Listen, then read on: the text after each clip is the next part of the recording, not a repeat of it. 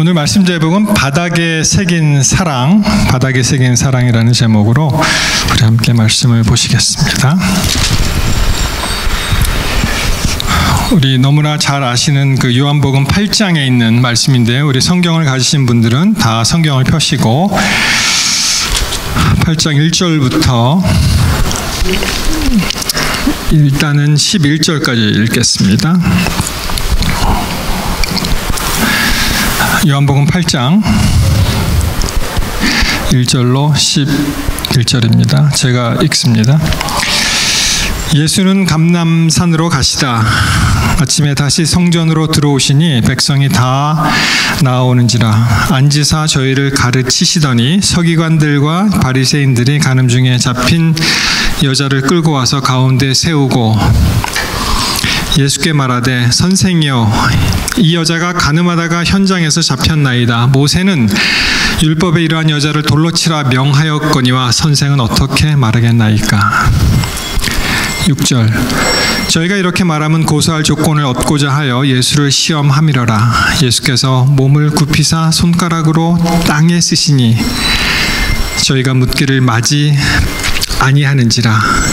이에 일어나 가라사대 너희 중에 죄 없는 자가 먼저 돌로 치라 하시고 다시 몸을 굽히사 손가락으로 땅에 쓰시니 저희가 이 말씀을 듣고 양심의 가책을 받아 어른으로 시작하여 젊은이까지 하나씩 나가고 오직 예수와 그 가운데 섰는 여자만 남았더라.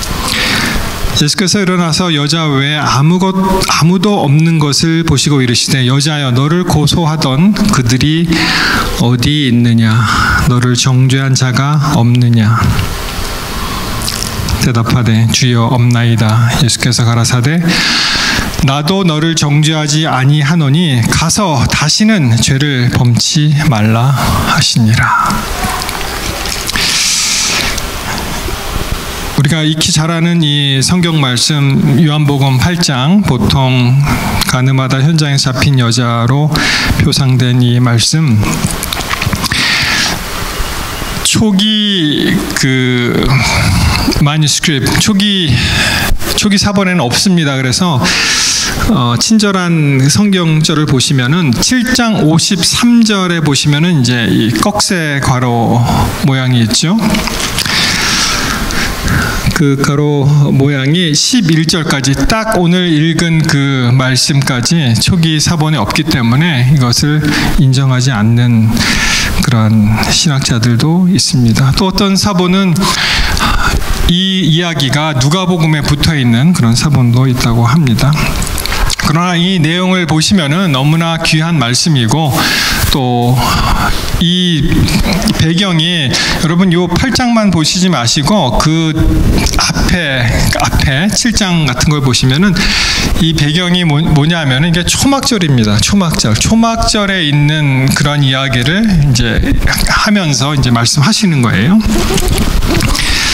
그래서 이 8장에 나오는 말씀을 초막절에 그들이 하는 그 의식 그러한 것을 보시고 이해하시면 조금 더 이렇게 잘 이해하실 수가 있는데 여러분 아시는 대로 초막절은 예전에 이스라엘 백성들이 광야를 지날 때 그 텐트, 이 초막을 치는 것을 기념으로 숫꽃이라고 들어보셨어요? 숫꽃이 이제 그 Feast of Tabernacle 얘기하는 것인데 마치 이것은 그 텐트 광야 생활을 기념하지만 동시에 가을 절기이기 때문에 이게 수확하고 관련이 있습니다. 그래서 수장절이란 말도 해요.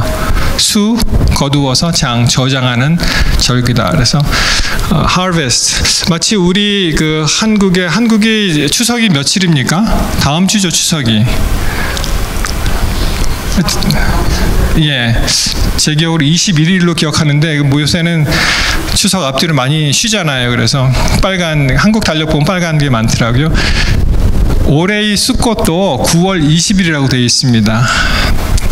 8일 동안의 그 이 초막절을 지내는데 첫날하고 마지막 날을 굉장히 귀한 날로 생각하고 절기 안식일이죠. 아무것도 하지 않고 이제 안식일로 지킵니다. 그것이 9월 20일이고 올해는 보통 9월하고 이제 10월 중순에 걸쳐서 마치 우리 한국의 추석과 같은 그러한 하나님께서 풍성하게 주신 그러한 곡식들, 양식들을 이제 기념하고 기뻐하고 하는 것입니다. 이 또 하나의 그 과정은 그 실로암 열못에서 이제 물을 퍼다가 이제 제단에 붓는 그런 의식이 있는데요. 그렇기 때문에 7장에 보시면 예수님께서 7장 37절 명절 끝날 곧 큰 날에 이게 초막절이거든요. 보시면은 외쳐 가라사대 누구든지 목마르거든 내게로 와서 마시라. 나를 믿는 자는 성경 이름과 같이 그 배에서 생수의 강이 흘러나리라. 그래서 이 광야에서 얼마나 이 물이 귀합니까? 그렇죠? 생명을 상징하는 물이 굉장히 귀한데 그런 의식을 통해서 이 예수님께서 말씀하신 것이 이제 그거하고 이제 일맥상통하는 것이고요. 그리고 특별히 이 초막절 마지막에는 이 횃불을 켜고 이제 그 여인의 뜰에서 사람들이 기뻐하고 그 다음에 이제 구원을 노래하는 것이 이제 초막절의 절정인데 그러한 배경을 보시고 여기 요한복음 8장에 여인을 정죄하는 여인을 그러한 구원을 노래한 게 바로 어저께인데 그죠? 지금 와서는 그 여인을 정죄하고 죽이려는 그러한 배경이 있습니다. 그래서 7장 53절에 이제 보시면 다 각각 집으로 돌아가고 그렇죠? 다 이제 일을 마치고 그리고 예수는 감람산으로 가시다. 이 예전에 우리가 읽었던 개역 한글에는 이 감람산으로 가시다. 이게 굉장히 묘한 말이에요. 이게 가셨다도 아니고 가신다도 아니고 가시다 이렇게 되어 있습니다.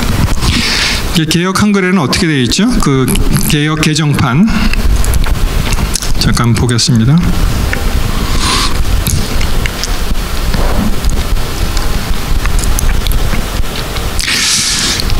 그래서 이런 의미가 어디 있을까 한번 생각을 해보았는데요.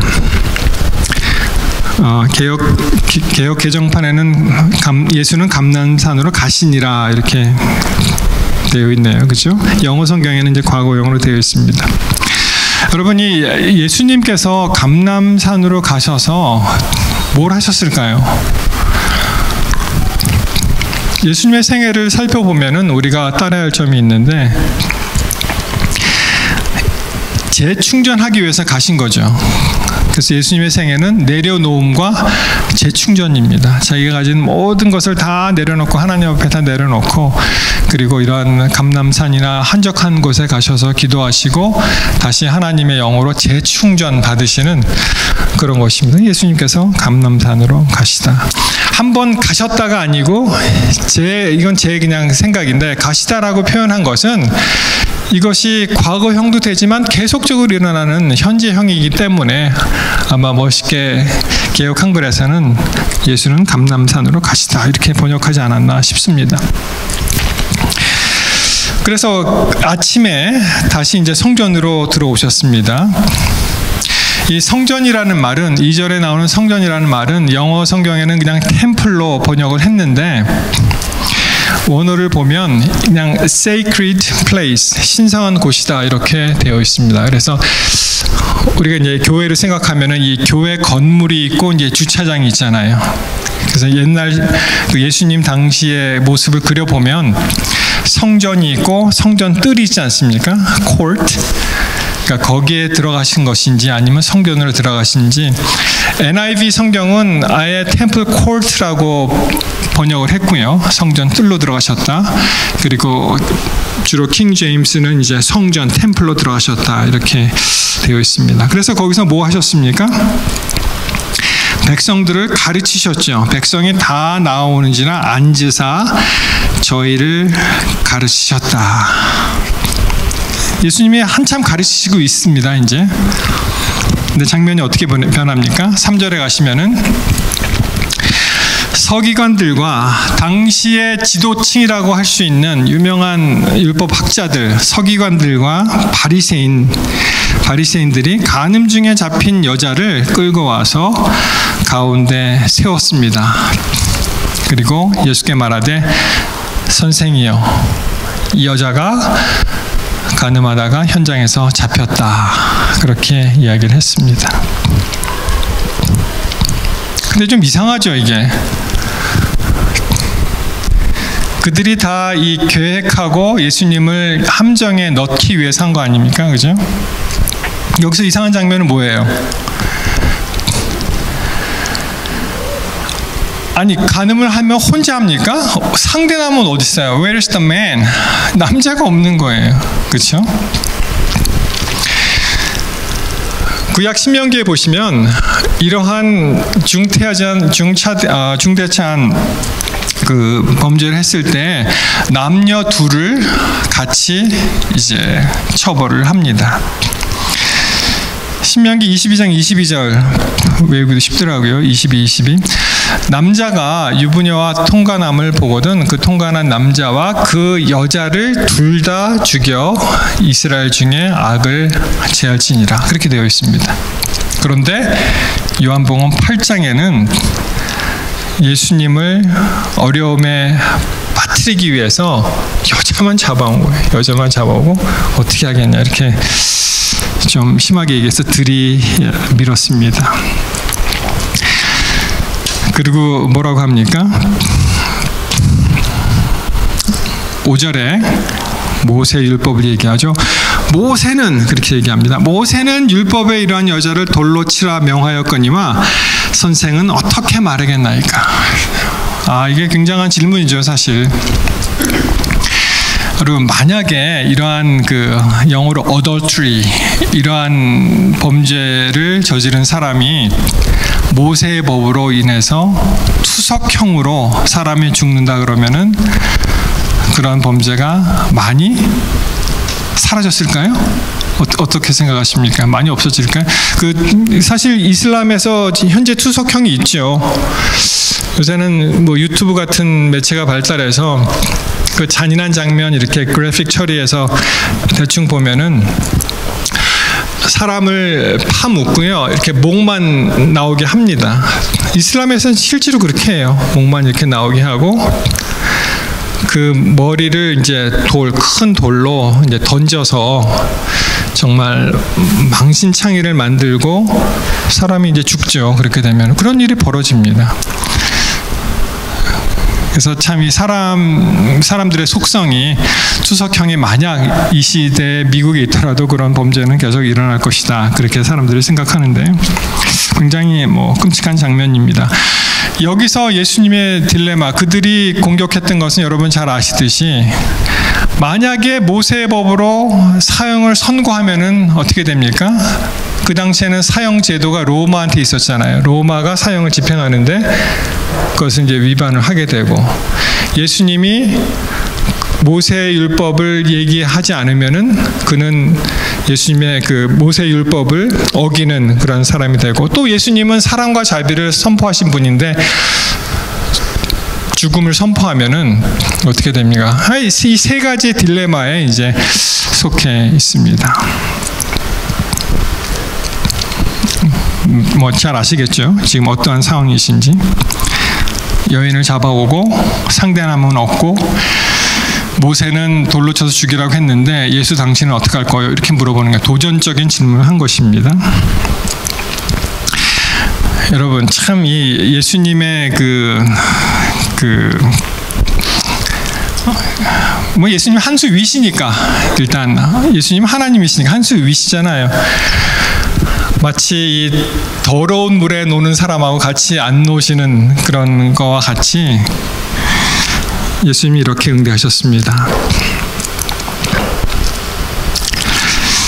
자, 6절 다시. 저희가 이렇게 말하면 고소할 조건을 얻고자 하여 예수를 시험하리라. 예수님 한마디도 대꾸하지 않으시고요. 예수께서 몸을 굽히사 손가락으로 땅에 쓰시니, 땅에 쓰셨어요. 계속. 그들은 답을 듣기를 원했습니다.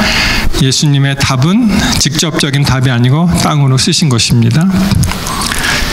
7절에 그들이 이렇게 얘기합니다. 저희가 묻기를 마지 아니하느니라. 계속 물었습니다. 이에 일어나 가라사대, 예수님께서 이렇게 말씀하시죠. 너희 중에 죄 없는 자가 먼저 돌로 치라 하시고 다시 몸을 굽히사 손가락으로 땅에 쓰셨습니다.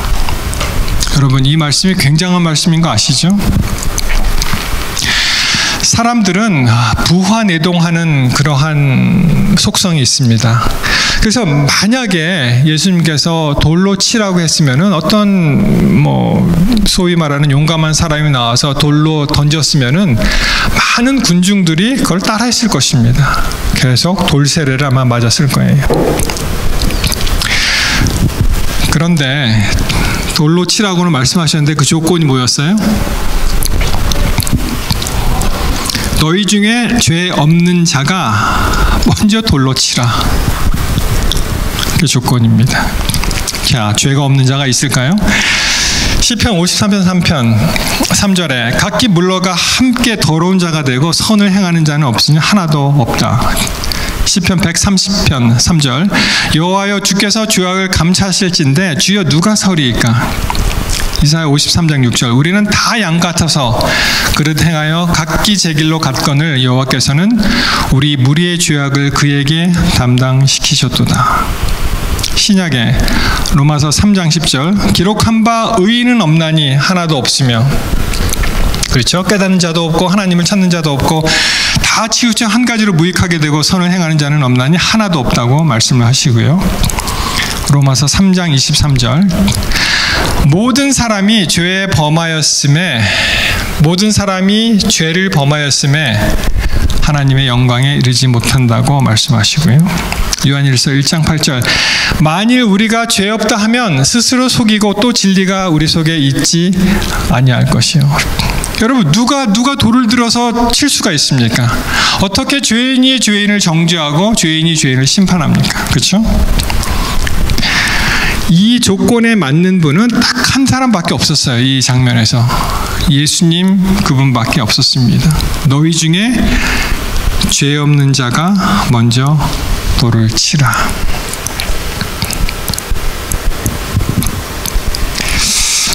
이 장면이 여러 가지 영화로도 나오고요. 근데 사실 이 그림은 약간은 맞지는 않습니다.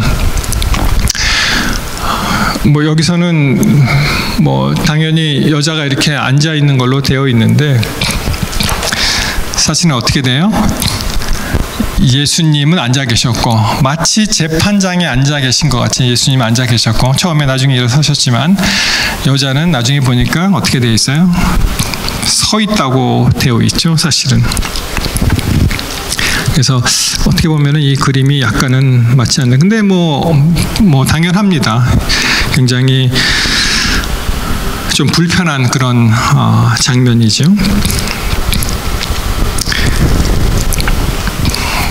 자, 그런데요, 여러분이 투석형을 진행하려면은 누가 먼저 돌을 던지는지 아십니까? 누가 먼저 돌을 던집니까? 맞습니다. 신명기 17장 5절 너는 그 악을 행한 남자나 여자를 내 성문으로 끌어내고 돌로 그 남자나 여자를 쳐 죽이되 죽일 자를 2사람이나 3사람의 증거로 죽일 것이요 한 사람의 증거로도 죽이지 말 것이며 7절에 보시면은 이러한 자를 죽이면은 누가 먼저 한다고요? 증인, 그 사건을 목도한 증인이 먼저 그에게 손을 댄 후에 뭇 백성이 손을 댈지니라. 너는 이와 같이 하여 너희 중에 악을 제하지니라.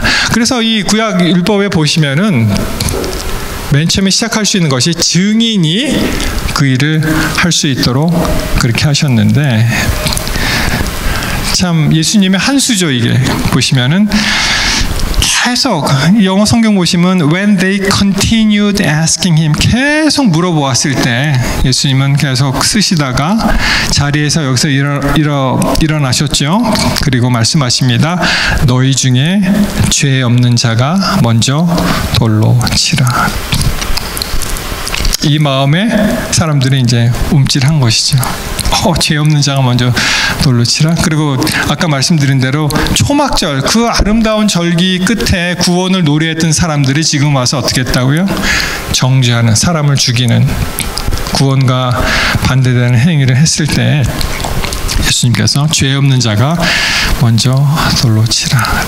사실 그렇습니다. 우리가 남을 비판하고 정죄하고 탓하고 비난하는 일은 쉽지만 어떻게 보면 그 자리는 하나님께서 하실 수 있는 자리인데 사람이 그 자리를 대신하는 그런 우를 범하게 되는 것입니다.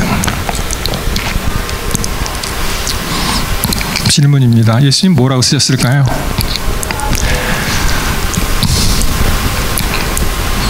어떻게 하시겠습니까? 라고 질문이 왔을 때 예수님 쓰셨어요. 그래서 어떻게 보면 이제 딴청하신 거죠. 근데 뭐라고 쓰셨을까요, 예수님이?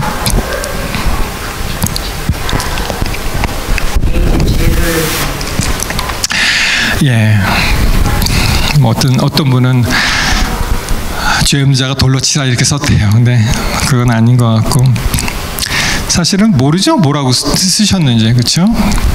우리가 상상은 합니다. 그렇지만 우리 집사님 말씀하신 대로 이제 시대의 소망이라는 책을 우리가 참고하면 이렇게 되어 있습니다. 예수께서 지체하시고 무관심하신 듯함에 참을 수 없게 된 고소자들은 그 문제에 관심을 기울이시도록 강력하게 촉구하면서 더욱 가까이 다가갔다. 예수님 딴짓 하시니까 계속 빨리 하라고. 그때 뭐 하셨어요, 예수님이? 그러나 그들의 시선이 예수의 시선을 따라 땅바닥으로 쏠렸을 때 그들의 안색은 변하였다. 자, 장면이 예수님을 공격하는 장면이었잖아요.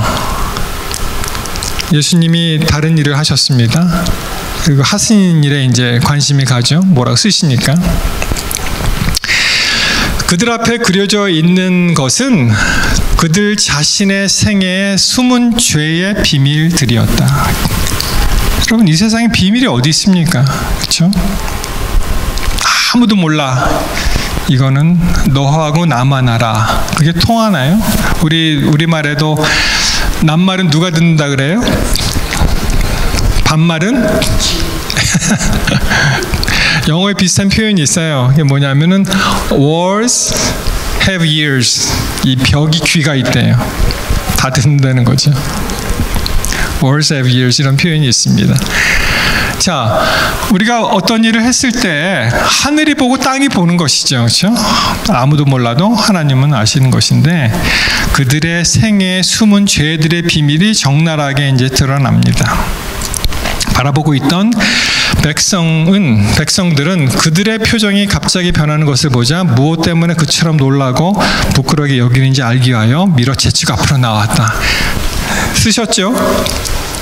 사람들이 놀라서 도망가기 시작하죠. 그러니까 백성들을 더 와서 봅니다. 이게 뭐라고 쓰셨나? 자, 영어로 보셔도 There traced before them were the guilty secrets of their own lives. 그들의 생애에 있어서 그 죄된 비밀들이 그들 앞에 놓여져 있게 되는 것입니다. 심판 장면이죠, 사실. 그죠? 여인이 섰습니다. 나중에 예수님이 일어나셔서 심판장에 섰을 때 그를 변호하시는 모습이죠. 자, 이 모습이 그거죠. 바리새인과 서기관들이 여인을 정죄할 때 예수님이 그 옆에 서 계셔서 변호하고 계십니다. 여러분, 바닥에 새긴 사랑, 예수님이 죄를 그 바닥에 막 썼지만 예수님이 십계명을 쓰실 때는 어떻게 해요? 돌판에 아주 강력하게 손가락으로 쓰시잖아요. 그죠? 구약 성경에 보시면 죄는 먼지 위에다가 그냥 바람 불어 가면은 없어지는, 누가 밟고 지나가면 지워지는 죄를 도말하시는 바닥에 새긴 사랑이 바로 예수님의 사랑이십니다. 그리고 이렇게 말씀하십니다. 예수께서 일어나서 여자 외에 아무것도 없는 것을 보시고 이르시되 여자여 너를 고소하던 그들이 어디 있느냐 너를 정죄한 자가 없느냐 그렇게 물어보시죠. 11절 대답하여 주여 없나이다. 예수께서 가라사대 나도 너를 정죄가 죄를 깨끗하게 하는 것도 정죄지만 이 한자는 이런 정죄입니다. 죄가 있다고 단정하는 거죠. 정죄하지 아니하노니 다시는 죄를 범치 말라. 이 영어 성경이 참 좋습니다. 보시면은 She said, "No one, Lord," and Jesus said to her, "Neither do I condemn you. Go and sin no more." 여러분, 예수님이 이 여인을 해방시키셨을 때 많은 경우에 다른 경우에 어떤 경우가 있습니까? 내가 용서받았느니라, 내 죄가 사였느니라, 네 병이 나았다 이렇게 말씀하지 아니하시고 뭐라고 하세요? 나도 너를 Neither do I condemn you. 나도 너를 정죄하지 않겠다. 이 condemn이라는 단어가 비난하다 막 이렇게 그런 단어도 있지만 유죄 판결을 내리다 이런 뜻이 있습니다. 나도 너를 유죄 판결은 내리지 않겠다. 법정 용어가 guilty, not guilty 그러잖아요. innocent는 말을 안 씁니다. innocent는 말을 안 쓰고 guilty, not guilty 이렇게 얘기를 해요. 잘 보시면은 go sin no more 그렇죠? 가서 다시는 죄를 범하지 말라. 여러분 이 여인이 가서 다시 죄를 범했을까요? 안 범했을까요?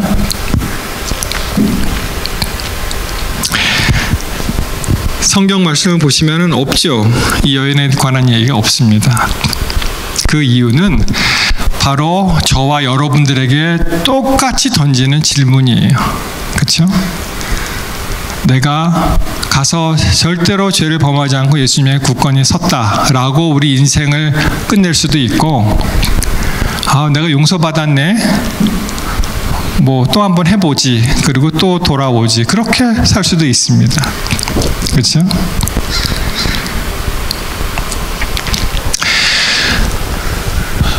여러분 이 비행기 사진은요 2차 세계대전 때 나치가 연합군의 연합군 비행기 편대가 1000몇 대 이렇게 뜨면 그것을 이제 맞춘 총탄 자국을 갖다가 이제 과학자들이 이제 분석을 한 거예요. 이렇게 많이 맞았구나. 살아 돌아왔네. 여기 보시면은 이렇게 막 뚫려 있잖아요. 그렇죠? 자, 이 비행기를 이제 연구하는 과학자들이 여러분 이 비행기가 이렇게 많이 맞았는데 총탄에 어떻게 하면 더 이 비행기를 강하게 보존할 수 있을까요? 떨어지지 않게.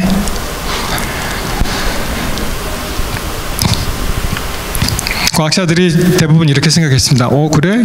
여기 참 많이 맞았구나. 여기를 갖다가 더 보강해서 이 비행기가 떨어지지 않도록 그렇게 해야 되겠구나라고 이제 생각을 했습니다. 그렇죠? reasonable한 생각입니다. 맞은 곳에 이게 더 맞아서 더 이게 잘라지거나 그러면 안 되니까 더 보강. 근데 이 보강을 시키면은 비행기 무게가 더 무거워지잖아요. 여러 가지로 힘들어집니다. 그런데 에이브러햄 월드 또는 월드라는 사람이 나타났습니다. 이 사람이 헝가리 출신의 유대인이었는데요. 이 수학자입니다. 수학자는 전혀 다른 이야기를 했습니다. 뭐라고 했냐면은 비행기가 이렇게 맞았는데 살아 돌아왔는데 그렇다면은 살아 돌아오지 못한 비행기도 있을 거 아니냐. 그렇죠? 그러니까 이 사람이 뭐라고 얘기했냐면은 비행기 맞은 거기도 중요하지만 예를 들어서 칵핏이나 조종석에 있는 칵핏이나 엔진 부분은 거기에 맞은 비행기들은 돌아오지 않았기 때문에 거기를 더 중점적으로 보강해야 되겠다라고 얘기를 했습니다. 그것이 바로 이 survivorship bias. 그러니까 생존자 편견의 오류다, 그런 얘기입니다. 그러니까 먼저 그 사진 보시면은 비행기가 많이 맞은 거기를 더 보강해야지라고 사람들은 생각하지만 이 과학자는 뭐라고 했어요? 그것보다 더 중요한 것은 이 비행기가 거기는 맞아도 돌아왔잖아요. 아무튼 그렇죠? 그래서 치명적으로 맞은 거기에 더 우리가 보강을 해야 되겠다라고 이제 역발상을 이제 한 것입니다. 여러분, 예수님이 8장 12절에 이렇게 말씀하시죠. 갑자기 이런 말씀하십니다. 예수께서 또 일러 가라사대 나는 세상의 빛이니 나를 따르는 자는 어둠에 다니지 아니하고 생명의 빛을 얻는다. 이 이야기에 반전이 있는데 우리는 쉽게 이렇게 생각합니다. 여인이 중심이 아니에요. 중심은 예수님이고요.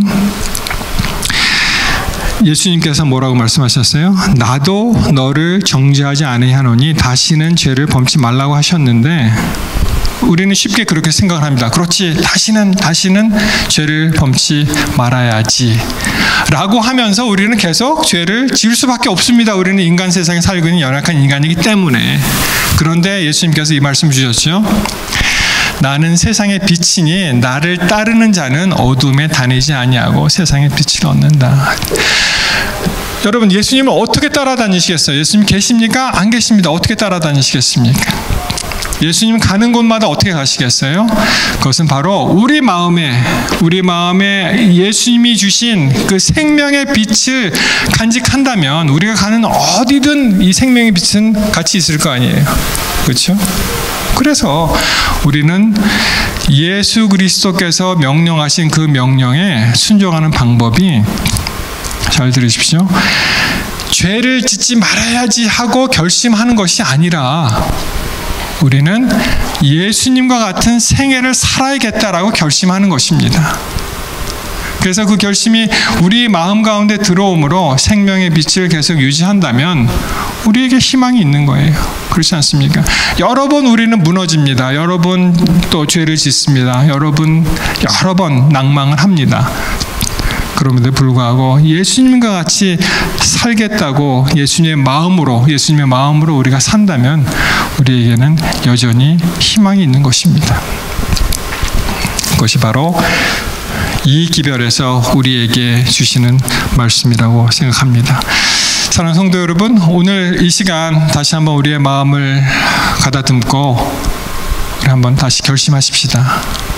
예수님의 정신으로 내가 이 땅을 살아가야겠다. 그렇죠? 우리가 모든 사람이 작은 예수가 된다면 예수님이 할 수 없는 게 하나 있잖아요. 죄를 지을 수가 없는 거예요. 그렇죠?